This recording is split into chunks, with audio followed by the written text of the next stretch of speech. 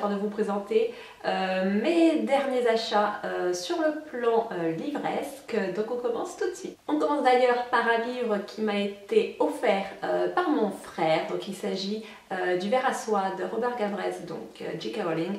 Je vous avais déjà dit que j'allais avoir ce roman. J'adore cette saga, de toute manière j'adore tous les écrits de J.K. Rowling, mais bon, celui-ci me fait très plaisir. Je l'ai lu en anglais, il est temps que je le relise également en français. Pour continuer dans les gros romans, voici le tome 5 intégral du Trône de Fer. Donc je sais pas si vous voyez la taille. Je pense que je vous avais déjà montré une version de mon tome 3. Voilà, dans mon questionnaire livresque, j'avais parlé du livre le plus gros que j'avais jamais lu, et je pense que c'était le tome 3 de Game of Thrones. Vous avez vu que je l'avais dans les éditions J'ai lu, là cette fois je l'ai acheté dans les éditions Pygmalion. Je vous ai déjà parlé du fait que moi les couvertures, les éditions et autres, je m'en fiche un peu en fait. Mais concrètement, finalement j'aime bien celle-ci parce que la J'ai lu est pratique parce qu'elle est plus légère. Mais celle-ci est écrit plus gros, donc c'est plus sympa je pense. Bon, ça reste quand même un gros pavé, je sais pas combien il y a de pages. D'accord, il y a à peu près 1200 pages, donc je pense que ce sera lui le prochain plus gros livre lu. Donc voilà, j'ai hâte de lire, même si j'avais déjà lu, il me semble, les 2 premiers tomes qui intègrent ce livre-là. Voilà, moi ça me permet de les avoir chez moi. Ensuite, un livre un peu plus particulier puisqu'il s'agit d'un livre de photographie. Donc il s'agit des 100 photos de National Geographic pour la liberté de la presse. Donc, qui montre des photos d'animaux. Moi j'adore la photographie animale, hein. Si j'ai acheté cet appareil, c'était pour pouvoir avoir de nouveaux objectifs, pour pouvoir éventuellement faire de la photo animale, même si je ne suis pas du tout une professionnelle ou autre. Moi ça me plaît. C'est-à-dire que ce que je partage sur YouTube ou sur mon blog, c'est certaines choses, mais il y a d'autres choses que je garde bien évidemment pour moi, et la photographie animale en fait partie. Et j'adorerais pouvoir faire ce genre de photos, j'adorerais, je suis fascinée par les animaux du Grand Nord. D'où le fait que je souhaite bientôt y partir. Voilà, donc pour vous montrer quelques... Qu'est-ce que je peux vous montrer? Attendez. Je sais pas trop ce que je vous montre. Le seul truc qui est un petit peu embêtant, c'est que certaines photos sont coupées au milieu, mais honnêtement ça reste très plaisant. Il coûte 10 €, donc honnêtement, si vous voulez en faire un cadeau ou autre, l'offrir à quelqu'un qui aime la photographie, qui aime les animaux, n'hésitez vraiment pas. Et finalement, il s'agit d'un cadeau de ma maman, mais je vous le montre quand même parce que je pense que ça pouvait être intéressant. Il s'agit du livre Libre comme elle d'Audrey Pulvar.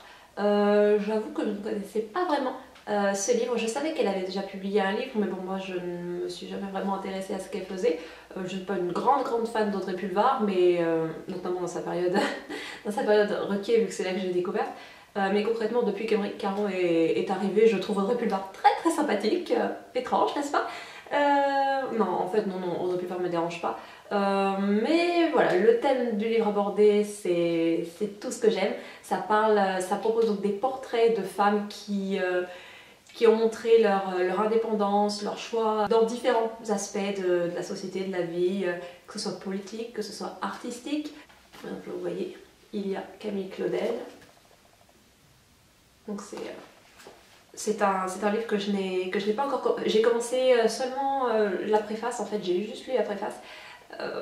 Voilà, pour voir un peu ce dont il était question, et j'ai hâte de découvrir le reste. Ensuite, je me suis acheté un e-book The Bone Season de Samantha Shannon, il me semble.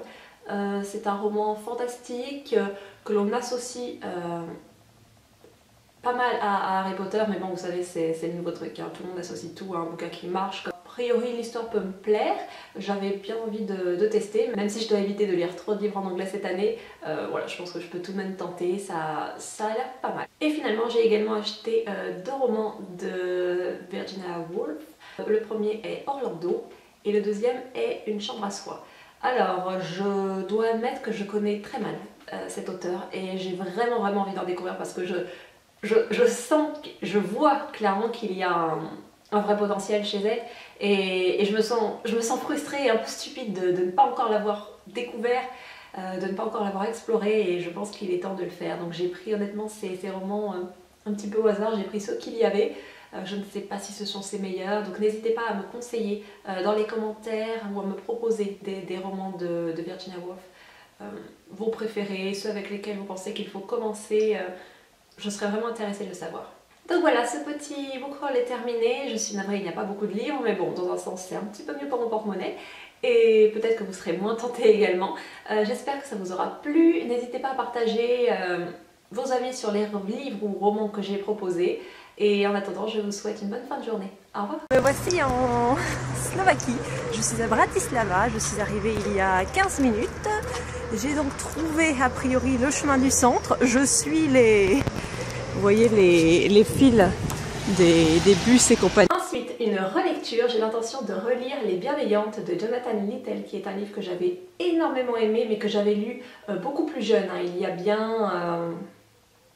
en fait, à sa sortie, je crois.